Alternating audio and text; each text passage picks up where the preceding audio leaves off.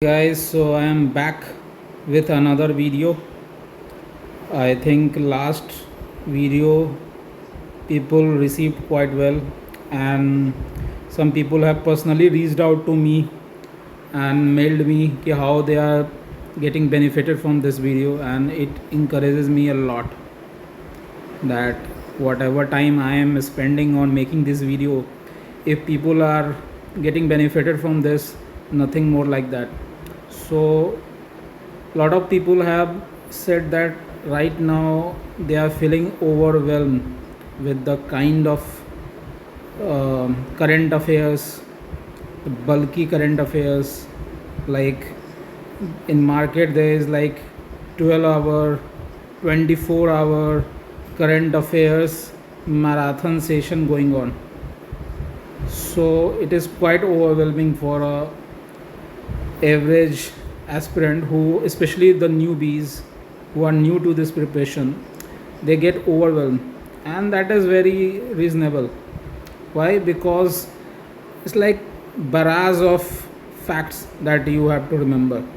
Okay, so you are almost drowned in so many facts, and if you are watching this 12 hours, 24 hours marathon session, then even if you have to watch it 4 times, then only you will be able to retain it 40% of the stuff, because that's how our brain works.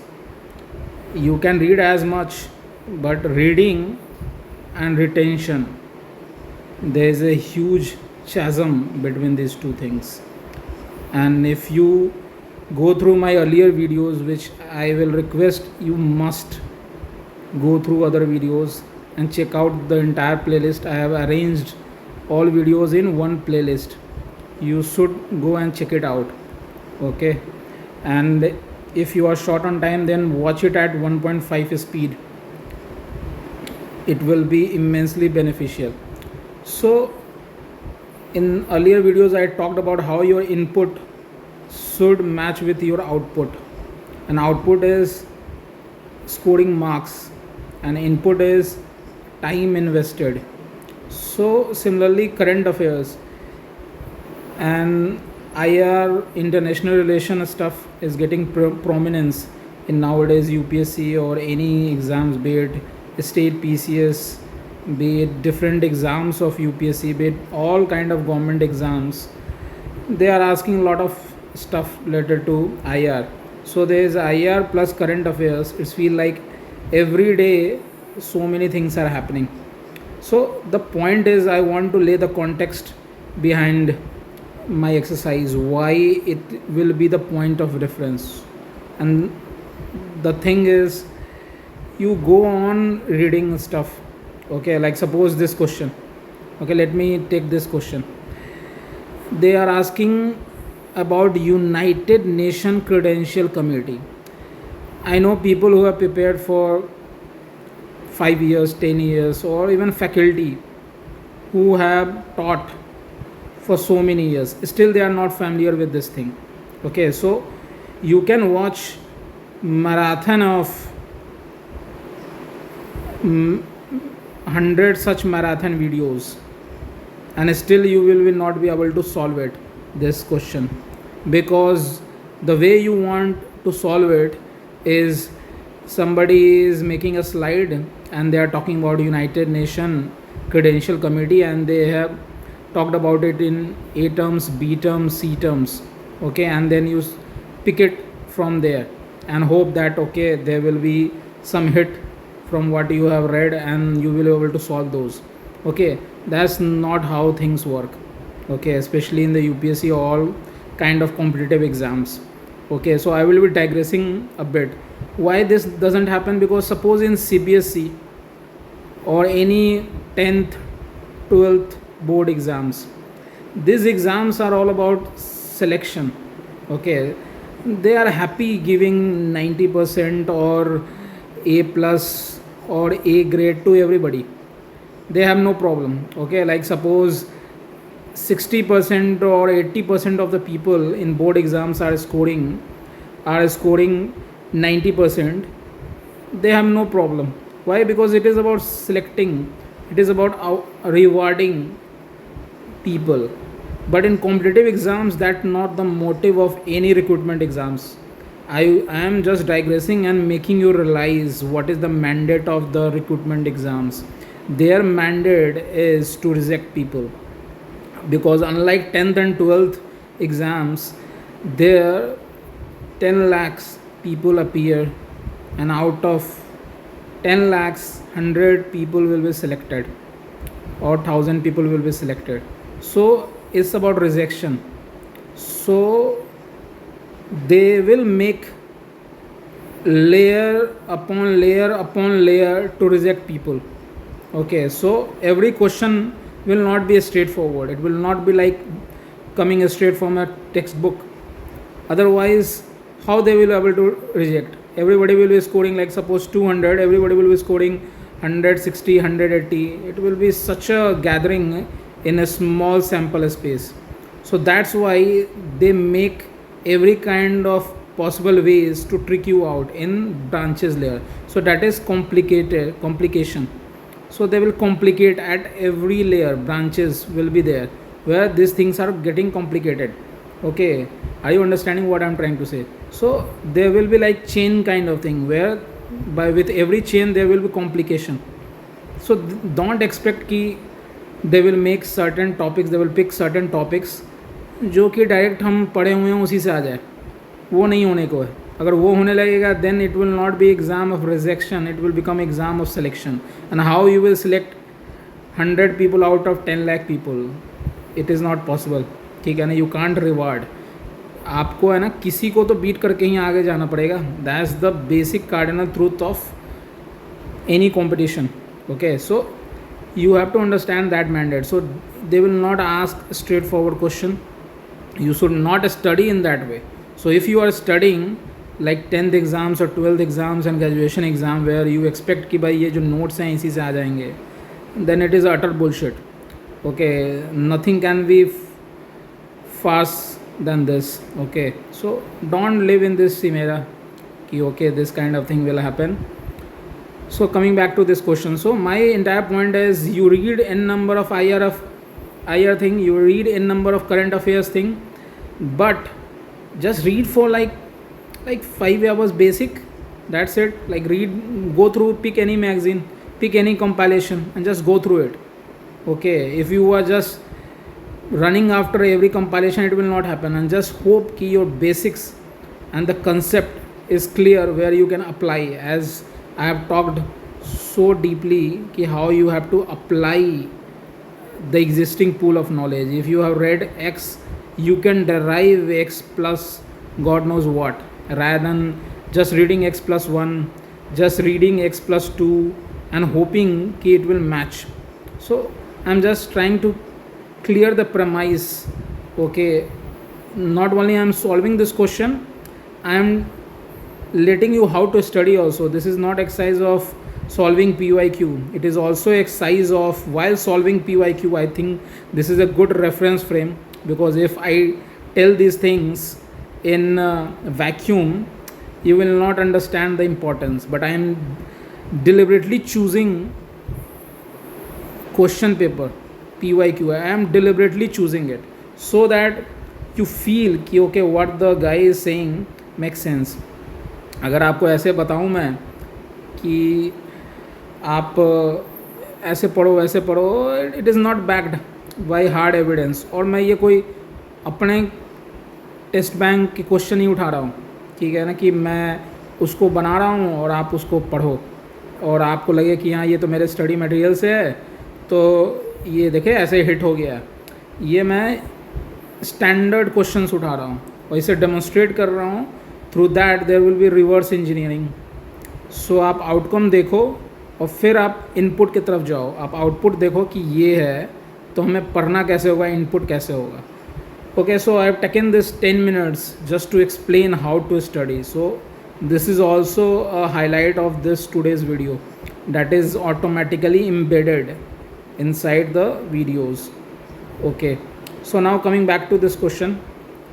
So this is question हमें पता नहीं है credential committee क्या होता है। Just basic knowledge हमारे पास अगर है आईआर का, ठीक है, जो आप यूनाइटेड नेशन के बारे में अगर कुछ चीज़ें पढ़ते हो तो 3 चीज़ें तो जानते ही होंगे जो कि ये कोई ऑर्डिनरी लेमैन को भी पता होगा, उससे आप डराइव कर सकते हो। This is my point. Rather than आप कोशिश कर रहे हो कि भाई मैंने सारे चीज़ें पढ़ लिया, वो पढ़ने के बाद भी more confusion it will create and more panic it will create and you will not be able to correct it. So ये पॉइंट है कि आप बेसिक को स्ट्रॉन्ग रखो, फंडामेंटल्स पर जाओ एंड अपने आप आंसर तक पहुंचोगे, ठीक है ना। You don't have to search, you will automatically logically will arrive at that answer. Okay, so let's demonstrate it. Okay, the proof of the pudding will be in the eating. So let's see where the pudding is. So with reference to United Nation Credential Committee, okay, अब इतनी 1000 committee होंगी। अब भाई हमें polity में India का भी committee पढ़ना रहता है, पार्लियामेंट के अंदर डिपार्टमेंटल स्टैंडिंग कमेटी होता है, ये कितनी चीज़ें पढ़ेंगे हम, ठीक है ना। अब यूएन को भी कमेटी पढ़ेंगे, ये क्या बात हो गई।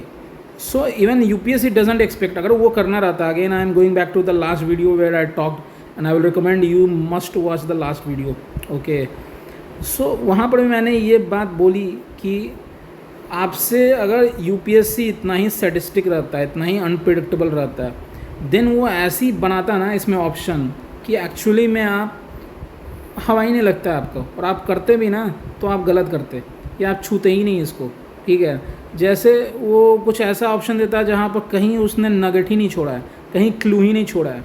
आप बनाओ उसको, एकदम फैक्चुअल डाल देंगे कि ये कब पहली बार कंस्टिट्यूट हुआ, ठीक है, उसमें भी डेट ऐसा डालेंगे कि एकदम लगेगा कि सही है।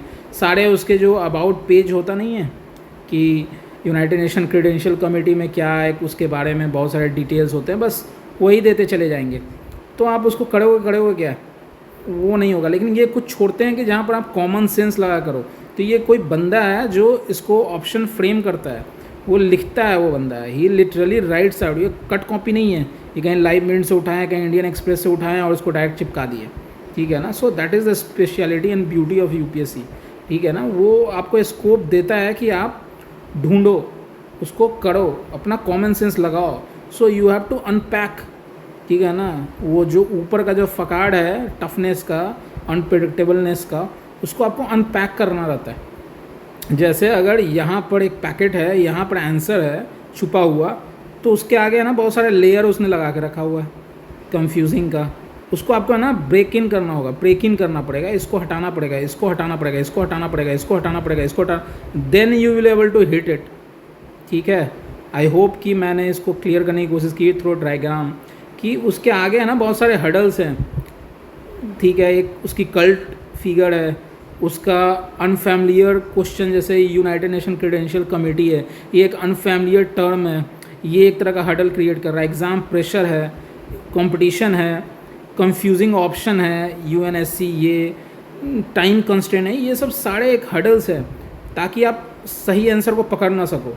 आंसर है यहीं पर, क्लू यही है, लेकिन हडल्स है बहुत ज़्यादा। तो आपको अनपैक करना होगा, इसको अनपैक करेंगे, इसको अनपैक करेंगे, इसको अनपैक करेंगे, तो आप ये राइट आंसर जो है इस तक पहुंच पाओगे। So I am the one who is helping you unpack this kind of thing and calling the bluff out and calling, जहाँ पर आपकी एनर्जी बहुत वेस्ट हो जाती है ना ये सब पढ़ के, उसको मैं हटाने की कोशिश कर रहा हूँ। I hope I am making my self clear. Okay, do let me know, ठीक है ना, if any doubt persist. Okay, I hope you go through the videos, ठीक है ना। it is as good as going through a marathon session, क्योंकि मैं एक concept के साथ है ना I can crack it 1000 such current affairs question because I bank on the mandate of recruitment exam, ठीक है ना, स्पेशली हायर रिक्रूटमेंट एग्जाम्स जिनका वो आपके अप्लीकेशन ऑफ नॉलेज को ध्यान रखते हैं। So here this is application, वो बताएंगे नहीं क्या application, that you have to find out for yourself and I am helping you find out, ठीक है। चलो, I will demonstrate it. United Nation credential committee, अब ये क्या है? क्रेडेंशियल ही मुझे एक समझ में आ रहा है। क्रेडेंशियल आप जो बेसिक होती है, आप अपना क्रेडेंशियल दो भाई, आप हो कौन, ठीक है, आप ग्रेजुएट हो, आपका पास्ट ट्रैक रिकॉर्ड क्या है, आप अपना बायोडाटा एक तरह से क्रेडेंशियल बताओ आपकी, वेदर यू बिलोंग्स हेयर और नॉट, ठीक है ना, ये क्रेडेंशियल होता है। This is a basic lemon understanding. बस मुझे उतना ही पता है, ठीक है ना, कॉमन सेंस है ना, आई एम कॉन्फिडेंट कि यूपीएससी इज़ माई अलाई, ठीक है ना, is my ally, that is my core belief. And वो बिलीफ डेवलप हुई है structural thinking of past so many years, previous year question, ठीक है ना, and bit by bit I will unpack it, you have to stay with me, you watch all videos, you go through that playlist again and again till it is getting drilled. I hope it reaches the right audience also. So let's move ahead. So credential committee, okay, so credential committee क्या है? Credential शब्द हमें बस इतना पता है, आप अपना क्रेडेंशियल बताओ आप क्या हो, बस इतना ही, एक मोटा मोटी आप समझ लो। अब इसके बारे में ये स्टेटमेंट दिया, इसके बारे में कुछ नहीं पता, बस इतना ही पता है, और हमें इससे ज़्यादा पता होने की ज़रूरत भी नहीं है, still we can crack it. Let's see how. It is a committee setup by United Nations Security Council and works under its supervision. ये कमिटी है setup by the United Nation Security Council है, work under its supervision. Game होगा तो यही होगा, United Nation Security council होगा या United nation general assembly होगा, और तो कोई तीसरी चीज़ हो नहीं सकती है अगर कोई कमेटी है तो, ठीक है। अभी ये मेरे को जम नहीं रहा है क्योंकि यूनाइटेड नेशन सिक्योरिटी काउंसिल नाम से पता चलना चाहिए आपको, नाम से, अगेन नेमिंग मैंने जो बोला था इटियोमोलॉजी होना चाहिए। यूनाइटेड नेशन सिक्योरिटी काउंसिल आपको नाम से पता होना चाहिए कि अगर यूएनएससी है मतलब सिक्योरिटी से रिलेटेड है। इसका मैंडेट क्या है? It is like a third eye, वो ओपन होता है कभी कभी, जैसे जब अंधेरा हो जाता है ना तो लाइट लैम्प ऑन होता है, ठीक है ना। So it is like that. ये आप कहीं भी, इनका काम रेगुलर काम नहीं है, स्पेशली ये काम तो बिल्कुल नहीं हो कि आप क्रेडेंशियल दीजिए, ये तो बहुत ही स्ट्रक्चरल और बहुत ही मंडेन टास्क लग रहा है मुझे। ये कहीं मुझे नहीं लग रहा है कि सिक्योरिटी से रिलेटेड है। यूएनएससी का काम क्या है? सिक्योरिटी बताए। जब भी कोई एक कंट्री किसी पर अटैक करता है, कोई एग्रेसर, जैसे आपने देखा होगा रशिया का जो इन्वेज़न हुआ, रशिया ने जो इन्वेड किया यूक्रेन को, ठीक है, तो यहाँ पर यूएनएससी अपने आप उठ गई। वो अलग बात है कि इनकी जो स्ट्रक्चर है इसके कारण डेडलॉक हमेशा रहता है, ठीक है। तो इसमें एक परमानेंट मेंबर्स होते हैं, नॉन परमानेंट मेंबर्स होते हैं। तो ये जो परमानेंट मेंबर्स है they are the world power, US, China, Russia, France, Britain and all. इसका काम है सिक्योरिटी देखना। वर्ल्ड में अगर कोई भी मेजर सिक्योरिटी कंसर्न होगा तो ये जागते हैं, ये सैंक्शन करते हैं, पीस को कीपिंग ऑपरेशन को ये ट्रिगर कर सकते हैं। इनका मैंडेट है सैंक्शन करके किसी भी तरीके से कोई जो एग्रेसर है या कोई भी मिलिट्री कुछ बिल्डअप ज़्यादा हो रहा है, न्यूक्लियर प्रोलिफरेशन कुछ ज़्यादा हो रहा है, न्यूक्लियर बिल्डअप ज़्यादा हो रहा है, तो उसको एक्शन ले। जैसे यूएस और यूके एंड फ्रांस आप देखते होंगे काफ़ी ज़्यादा एक्टिव रहते हैं, कुछ किसी भी तरह का न्यूक्लियर होता है वो सैंक्शन लगाते हैं। तो UNSC they talk about the hard stuff. अब ये क्रेडेंशियल, जैसे आप देखते हो कि कोई भी ब्यूरोक्रेट वो जब अपॉइंट होते हैं, जैसे सपोज़ यूपीएससी के अगर चेयरमैन अपॉइंट होते हैं, वो अपना क्रेडेंशियल देने जाते हैं, या स्टेट लेवल पर गवर्नर को जाते हैं और सेंट्रल लेवल पर प्रेसिडेंट को जाते हैं। That is a very formal, बहुत ही मुंडेन एक रेगुलर काम है। इट इज़ नॉट लाइक बहुत ही कोई हार्ड इशू है। तो आपको समझ लीजिए क्रेडेंशियल जिसके लिए कहा जा रहा है सिक्योरिटी काउंसिल, ये दोनों में ना कोई मैच नहीं है, ठीक है ना। It is safe to assume it. ये इतनी ईजी कन्वीनियंट अजम्पशन आ रही है कि ये क्रेडेंशियल करने वाला काम नाम से लग रहा है वो अपना क्रेडेंशियल दे रहे होंगे। जैसे suppose I am getting a feel कि यूनाइटेड नेशन के जितने भी मेंबर होते होंगे 196 मेंबर, उसके कोई रिप्रेजेंटेटिव होते होंगे, वो अपना कंट्री के बारे में क्रेडेंशियल दे रहे होंगे उस पहले कमेटी को, और फिर उसके आगे कुछ प्रोसीड होता होगा। पर यूएनएससी का इसमें क्या लेना देना? यूएनएससी ये काम थोड़ी ना करेगी, ये काफ़ी ट्रिवियल है यूएनएससी के कंपेयर में, ठीक है। सो और ऐसे भी हमें लग रहा है कि ये किसी और के अंदर होगा, ये क्वान्टिफाइबल है गलत करने का। यहाँ पे इन्होंने यूएनजीए हो या कोई और चीज़ें हों, कोई और ऑर्गन हो यूनाइटेड नेशन का, उसके अंदर आता हो और उसको रिप्लेस, एक ऑर्गन से रिप्लेस करके दूसरे ऑर्गन डाल दिया। तो ये एक ईजी वे में स्विच है, ये भी हमारा है। और जो ऑर्गन के साथ दिया है उसका जो मेन मैंडेट है वो क्रेडेंशियल से नहीं है। It is very tough kind of thing. वो ऐसा ही हो गया कि आप होम मिनिस्ट्री को दे रहे हो भाई म्यूज़ियम और आर्ट एंड कल्चर, इससे रिलेटेड चीज़ें दोनों बहुत ही हार्ड है ये, और ये बहुत ही सॉफ्ट पावर से रिलेटेड चीज़ें हैं, ये बहुत ही एस्थेटिक से रिलेटेड है। तो आपको इतना मैंडेट समझ में आना चाहिए क्या possibilities. Again I am telling you कि they are expecting you not to mug up this thing, they are expecting you कि a person who has read basic of IR should know कि IR में क्या हो सकते हैं क्या नहीं हो सकते, ठीक है। नहीं, you are not a robot who will mug up everything under the sun. Just like वो मैराथन सेशन उनका चल रहा है, 24 घंटा उन्होंने कंपाइल किया है। इट डजंट टेक एनीथिंग ना, आप उठाओ सारे करंट अफेयर्स और सबको कंपाइल कर दो और उसी को बोलो पढ़ते रहो, और आपको सेटिस्फेक्शन मिल रहा है यार मैं तो पढ़ रहा हूँ बहुत, ठीक है ना, मैंने तो आज 24 घंटे पढ़े, मैराथन सेशन आ रहे, मैं अब PDF भी मंगवाने के पीछे पड़ जाता हूँ कि यार मेरा PDF दे दो यार, मैं वीडियो के थ्रू नहीं देख पा रहा हूँ, मैं 240 पेज का PDF पढ़ूंगा, और उसके बाद भी संतुष्टि नहीं है तो और 480 पेज का PDF किसी और का मंगा लोगे। आपको ये समझ ही नहीं रहे हो आप जो बेसिक मैं समझा रहा हूँ। That's why I am telling this 10 minutes will save you 10 months of pain, ठीक है ना। मैं ये नहीं कर रहा हूँ उसको पढ़ो मत, बट उसका बेसिक अंडरस्टैंडिंग ही तक इम्पॉर्टेंट होना चाहिए। या फिर अगर आप उसको पढ़ भी रहे हो ना तो आप कोशिश करो फंडामेंटल समझो। अगर DNA पढ़ रहे हो तो आपको बेसिक DNA समझ में आना चाहिए, क्योंकि कल को ये माइक्रो सैटेलाइट DNA पूछेंगे, कल को ये मैक्रो DNA पूछेंगे, कल को पता नहीं DNA का के कौन सा प्रीफिक्स लगा के पूछेंगे।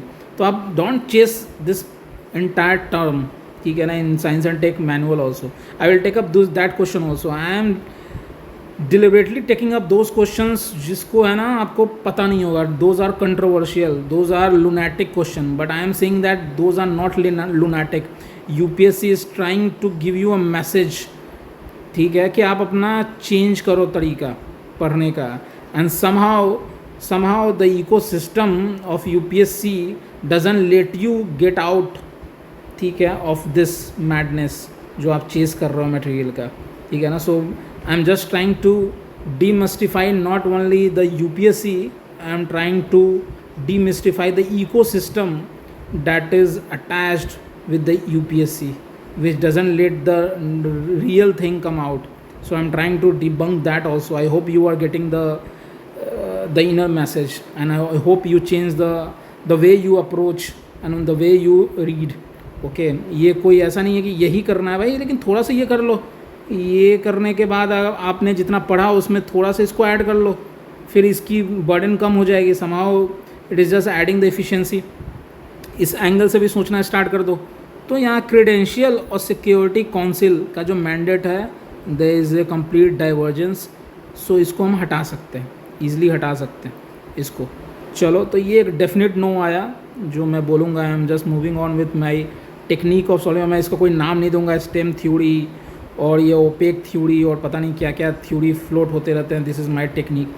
कॉमन सेंस, आप 3 ऑप्शन है ना, तो पहले एक जो गलत पकड़ लो। आप पिछले वीडियोस मेरे देखने, उसमें मैंने बताया हुआ है कैसे अगर आपको तीनों का कुछ समझ में ना आए तो पहले है ना आप एक नगेट को पकड़ो, नो पकड़ो, और फिर वहाँ से मूव फॉरवर्ड करना चालू करो। एक लैडर के बाद दूसरा लैडर, दूसरे के बाद तीसरा लैडर, तीसरे के बाद चौथा लैडर, ठीक है।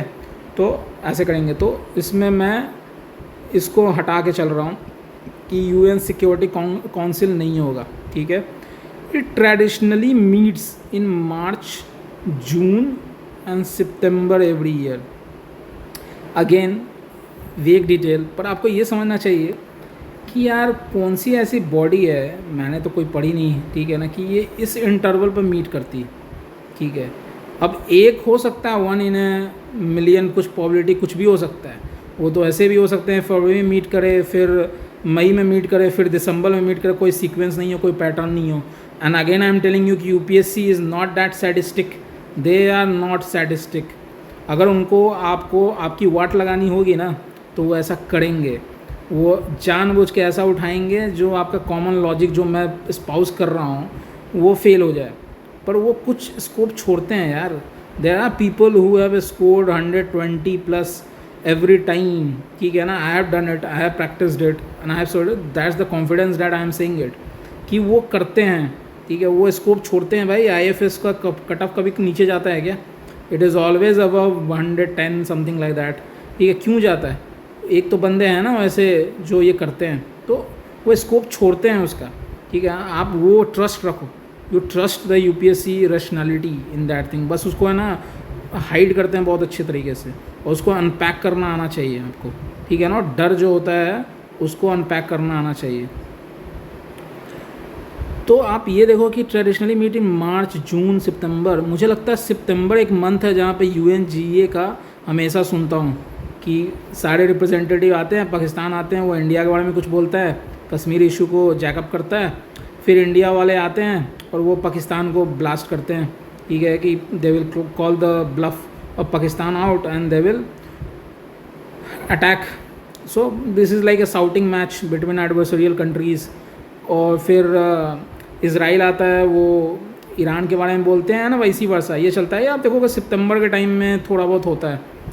तो ये टाइम मुझे नहीं समझ में आ रहा है, ये मार्च में हो रहा है, फिर ये जून में हो रहा है, ये फिर सितंबर में हो रहा है, और फिर सितंबर के बाद सीधे इतना गैप आ रहा है मार्च का।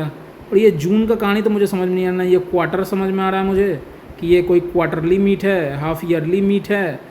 इसकी जो अरेंजमेंट है ना मीट की, timing, duration, this doesn't make sense for any committee. अगर पार्लियामेंट का भी कोई कमेटी हो ना, या फिर ऐसा होता है कि आई एम जस्ट गेसिंग कि क्या इंटरनेशनल पॉलिसी फ्रेमवर्क हो सकता है। अगर ये कमेटी जनरली ऐसा होता है कि कोई उसकी चीफ पेरेंट बॉडी होती है जिसके सुपरविज़न में ये काम करता है, और वो बॉडी इसको समन करती है कुछ टास्क के लिए, ऐसा ही कुछ होता है जनरली। और जो टास्क कंप्लीट हो जाता है फिर वो चला जाता है, या फिर वो हाफ ईयरली हो, या कुछ समझ में नहीं आ रहा है मुझे। ये मार्च और जून और ये सितंबर, ये तीन क्या है होने को। मैं बोल रहा हूँ 2% ये सही हो सकता है, ठीक है, बट वो 2% के आप पीछे मत जाओ। जब आप एक ट्रेंड फाइंड करोगे, जब आप सॉल्व करोगे, आपको समझ में आया कि यार ये है ना जस्ट हमारी इनसिक्योरिटी के साथ खेलता है। हमने इतना ना चीज़ पढ़ लिया है, इतना ना कमेटी पढ़ लिया है, इतना ना लॉ पढ़ लिया, इतना ना रेगुलेशन पढ़ लिया, इतना ट्रीटी पढ़ लिया कि हमें ना उसके बुलेट पेन याद आने लगते हैं। यार ये स्कीम का, ये स्कीम का, ये तो हम चेस करते रहते हैं। यार ये तो नहीं छूट गया है कि ये मीट कब होता है, मार्च में, मई में होता है। तो ये जो हमारी इनसिक्योरिटी है ना, insecurity that comes out of reading so much and still feeling कि यार ये नहीं पढ़ा, मे भी जो नहीं पढ़ा वही पूछ रहा है, ठीक है ना, तो इसको मार दो, सही मार दो।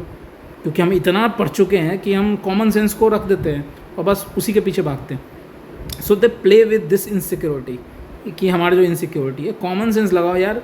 कोई कमेटी जो है मुझे नहीं दिखता है ये मार्च, जून और सितंबर में मिलते हुए, ये इसकी जो टाइमिंग है ना, वो टाइमिंग कोई जम नहीं रही है, ठीक है। सो ये भी मुझे 99% गलत ही लग रहा है। Let's see move ahead. फिर ये बोल रहा है credential committee, it assesses the credential of all UN members before submitting a report to general assembly for approval. अब ये चीज़ें मेरे को एक चीज़ समझो, जब भी कोई चीज़ दिया रहेगा ना, कोई भी एक चीज़ दिया हुआ है एक्स, जिसको मेरे को चेस ही नहीं करना, मेरे को ढूंढना ही नहीं है सारे मॉड्यूल ये सब में, बस वो कोई भी एक्स हो ना, अननोन एंटिटी, उसके बारे में अगर 3 बातें दी होंगी ना, तो ऐसा हो नहीं सकता है कि तीनों बातों में कोई उसके बारे में कुछ सही नहीं दिया। फिर पूछा क्यों? वो कैमफ्लॉज करेंगे, यहाँ गलत, यहाँ सही, ऐसा करके, और तीनों भी सही नहीं दे देंगे, वो ज़्यादा ही स्ट्रेट फॉरवर्ड हो जाएगा। तो आप है ना, आपको अगर कुछ भी ऐसा एक्स मिले कि कोई एक्स कमेटी के बारे में इन्होंने बात की है और हमें नहीं पता ये क्या बात की है, तो हमें ये सोचना होगा भाई हम कि एक्स के बारे में है ना, ये 3 जो ऑप्शन दिया हो ना, इससे हम डिड्यूस कर सकते हैं यही एक्स होगा, यही एक्स होगा। तो ये डिडक्शन है ना, हम कभी कभी छोड़ सकते हैं कि अगर हमें ये कुछ नया नाम, एकदम लुनेटिक नाम दे दे, तो ये क्या होगा, वो ऑप्शन पढ़ के कहीं तो उसके बारे में एक्सप्लेन किया होगा, इससे भी डिड्यूस कर सकते हैं। तो ये एक क्रिटिकल वे है। अगर ऊपर ठंडा पड़ जाना, में कुछ समझ में नहीं आ रहा, ब्लैंक हो गया, तो हमें ऑप्शन तक पेशेंस रखना, ऑप्शन से क्लियर हो जाएगा। और वो एक बार ऑप्शन से क्लियर हो गया ना, जैसे एक्स के बारे में दिया है 1 स्टेटमेंट, 2 स्टेटमेंट, 3 स्टेटमेंट, 4 स्टेटमेंट, हमें पेशेंस रखना, किसी एक में इसकी क्लैरिटी होगी। अगर उससे क्लैरिटी होगी ना और ये ज़्यादा सेंस कर रहा है, तो हमें ये देखना है भाई इससे 4 से कम्प्लीमेंट कौन कर रहा है, 2 कर रहा है, 1 कर रहा है, 3 कर रहा है, तो फिर है ना हम 1 4 कर सकते हैं। अगर 1 कर रहा है, अगर 2 कर रहा है तो हम 2 4 चले जाएंगे, अगर 3 कर रहा है 3 4 चले जाएंगे, अगर कोई नहीं कर रहा है तो सिर्फ 4 करेंगे। तो अगर 4 स्टेटमेंट है ना, 4 में पे से एक को पकड़ो ऑप्शन के थ्रू, और then try to make sense की वो जो क्वेश्चन मार्क है ना, वो समझ में आ रहा है ना, और वो एक बार समझ में आ गया, फिर है ना हम उससे बाकी ऑप्शन को भी असेस कर सकते हैं। You know, this is the technique that I am talking about. मुझे इसको नेमिंग नहीं देना है, कुछ कोई फैंसी नेम दे करके एंड कॉपीराइट की ये मेरा है डजन, ये फासिकल जो चीज़ें होती हैं उसका कोई मतलब नहीं है, ठीक है ना। This is a technique which you can apply in any government exams, you can apply in any project work, you can apply in any corporate sector. ये एक थीम है जो मुझे लगता है लाइफ में हर जगह, अगर आपको किसी चीज़ के बारे में पता नहीं है और उसके 4 आपको पता होंगे, ये 5-6 में से ही कोई एक्सप्लेन कर रहा है, तो वो 6 को मैं मान लूँगा, उसके बाद है ना उसके साथ ही कोई एक होगा 1 2 3 2 6 मान लूँगा, 1 2 6 मान लूँगा. तो that is an approach and that is a $1 million approach and that is far better than reading an number of things. So coming forward, ठीक है, अब इस पर मैं आता हूँ. It assesses the credential of all UN members before submitting a report to the general. अब ये लग रहा है यही है पेरेंट बॉडी, इसी ने सेट किया है. जो यहाँ बोला जा रहा था ना, committee setup by the UN security Council and work under it supervision. अब हमें इसको पढ़ के लग रहा है ये ज़्यादा जम रहा है. UNGA समझ में आ रहा है, उसी ने एक कमेटी बना के रखा होगा जहाँ पे UNGA, I am just guessing अजूमिंग कि ये फ्रेम बन रहा होगा कि UNGA के 196 मेंबर होंगे, वो सारे एक रिप्रेजेंटेटिव देते होंगे, वो अपना क्रेडेंशियल देता होगा और फिर इसको पुश फॉरवर्ड करता होगा. मतलब एक बड़ी बॉडी का साढ़े जो 196 होंगे उनके एक छोटी कमेटी बन गई है, वही ये काम करता होगा. So that make sense. Mundane काम है UNGA का, ऐसे भी मंडेन काम है, बहुत सारे जो बेसिक चीज़ें होती हैं वो करेगा, कोई बड़ी बात नहीं है. और उसका काम भी बड़ा प्यारा सा लिखा है, इट असेसेस द क्रेडेंशियल. नाम से ही लग रहा है यूनाइटेड नेशन क्रेडेंशियल कमेटी है, तो असेस करेगा credential of all UN members का, और फिर वो करने के बाद रिपोर्ट को सबमिट कर देगा फॉर अप्रूवल. अप्रूव कर देगा, इसी के ही मेंबर होंगे सारे रिप्रेजेंटेटिव. इसमें क्या दिक्कत है? 3 तो सबसे अच्छा लग रहा है. सो ये तीनों स्टेटमेंट पढ़ने के बाद 3 को तो आप डेफिनेट यस बोलोगे, यस, ठीक है, ये हो गया यस. और ये जैसे ही 3 को मैंने यस बोला, 1 ऑटोमेटिकली कैंसिल हो गया. 3 will not go with 1. Am I right? Nothing can be as true as this. 3 can not go with 1. दोनों आपस में म्यूचुअली एक्सक्लूसिव हैं. एक बोल रहा है यूनाइटेड नेशन सिक्योरिटी काउंसिल के अंदर है, एक बोल रहा है यूनाइटेड नेशन जनरल असेंबली के अंदर है. सो 3 मेक्स मोर सेंस. 3 हुआ, 1 हटा, तो 1 हटा दो आप. ये तो म्यूचुअली एक्सक्लूसिव है, यहाँ भी 1 हटा दो. 2 है, मैंने ऐसे ही बोला आपको कि ये जो 2 है इट डजंट मेक सेंस. ये जो टाइम इंटरवल है, ये मार्च, ये कुछ ना क्वार्टरली दिख रहा है ना मुझे वो हाफ ईयरली दिख रहा है. प्लस मुझे ऐसा लगता है कि यूनाइटेड मेंबर्स है समोन करते होंगे या कुछ भी हो, मतलब कुछ तो पंगा है इसमें. ये डजंट फिट, मतलब 99% इसमें पंगा है. एक हो जाए then so be it doesn't matter. आपको ऐसे भी पूरा 100% एक्यूरेसी की ज़रूरत नहीं है. आपने अटैम्प्ट कर लिया, इतना क्लटर फ्री कर लिया, यही काफ़ी है. सो 3 विल बी माई आंसर, और ये मैं पूरा 99% श्योर होऊंगा यही आंसर होगा. If I am able to reach this answer in this way. यहाँ सिक्योरिटी काउंसिल सम अप करने के लिए, सिक्योरिटी काउंसिल आपको पता होना चाहिए main hardcore law and order से काम करता है. उसका काम सैंक्शन करना है, किसी एक एग्रेसर कंट्री इसको रोकना है. बड़ी हार्ड बॉडी है जिसका काम हार्ड ऑब्जेक्टिव चीज़ों के काम होती है. जियो पॉलिटिक्स का सबसे ज़्यादा जो कोड होता है वो मैटर करता है. तो ये क्रेडेंशियल आपको समझ में आना चाहिए. क्रेडेंशियल होते क्या हैं? म्यूचुअली नहीं वो आपस में जम रहा है. फिर 3 पढ़ता हूँ, समझ में आता है यही है भाई, यही है. 3 से हमें समझ में आया. फिर आप 3 समझते हैं वहाँ, तो 1 हटाओ. ये आपको यहाँ से चमक जाना चाहिए कि ये मीटिंग का ये कुछ टाइम समझ में नहीं आ रहा है. रिजिडिटी बीट में तो ऐसा आना चाहिए जब कुछ ऐसा काम आया तो है. फिर मार्च में मैंने कुछ मीटिंग आज तक देखी नहीं है यूनाइटेड नेशन जनरल असेंबली के. So it doesn't make sense in any case. सितंबर बस मुझे दिख रहा है, मार्च जून it is very vague and all. और हमें कॉमन जो हमें समझ में आता है बस वही करना है, ज़्यादा हमें इन सिक्योरिटी पर नहीं जाना है. So video is already long. I hope ये क्वेश्चन सॉल्व करना नहीं था मेरा पर्पस. मेरा पर्पस था बहुत सारी चीज़ों को एक साथ समझाना, एक अप्रोच कैसे होता है. I hope you get certain keywords कि मेन कभी भी एक आपको पता ना हो, उसके बाद आप ऑप्शन पढ़ो एकदम ठंडे दिमाग से. कोई ना कोई एक ऑप्शन मेक सेंस करेगा. फिर वहाँ से जो पेयर कम्प्लीमेंट हो रहा होगा उसके साथ ABC आपको लग रहा हो ये इसके साथ जाएगा, उसके साथ जोड़ के ऑप्शन में देख लो, ठीक है. It's more than enough. और एक आपको होलसम एक पिक्चर दिख जाएगा which will make more sense than anything else. So that's it guys. I hope you enjoyed it. This is my longest video, but वो purpose है. With every video I am building up एक crescendo जो होता है वो मैं build कर रहा हूँ, ठीक है.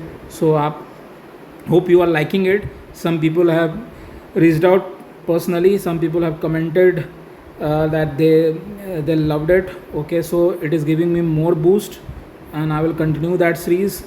Do comment, do subscribe, and do let me know, and I spread that as many people as you can. Okay, so that most people come out of this rut and read it in a far more effective way. So guys, do check the entire playlist. The playlist goes on. It is the 10th video. Do check the last video also, where I dealt with another current affairs question of another year. There it was also, I went with the plain logic, plain common sense. Before that, there is an environment video. That is also what, it was a very controversial question. I'm just taking those questions which are not there in traditional textbook. So do go and watch the entire playlist and subscribe as soon as possible, so that the next video I put out, you see it. And do tell me what are the next things that you want me to make video on, and I will do it. So that's it for now. Have a good time. Bye bye. And keep implementing those principles also, only on standard questions asked in different exams. Okay, bye bye, take care.